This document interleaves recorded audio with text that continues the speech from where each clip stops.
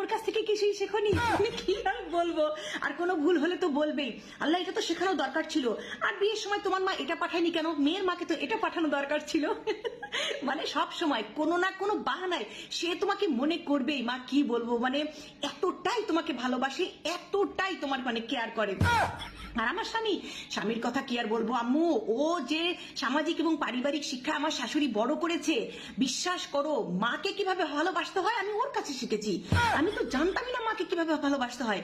মানে ওর কথা কি বলবো, আমার শাশুড়ি ভুল বলুক সঠিক বলুক, মানে যাই কিছু বলুক না করো, বিশ্বাস করো মা সেটাই ওর কাছে সত্যি। মানে এতটা মা পাগলা আমি জীবনে কোনোদিন ভাবিনি। আমি আমার সন্তানকে ওইভাবে বড় করব যেন মা যা বলে তাই যেন ও শোনে, আর কারো কথাই যেন না শোনে। কি আর বলবো। আর শাশুড়ি আরেকটা জিনিস জানো, আমার শাশুড়ি কখনোই কখনোই আমার ভুল আমার সামনাসামনি বলবে না, কারণ আমি যদি মনে কষ্ট পাই, এই যে সেদিন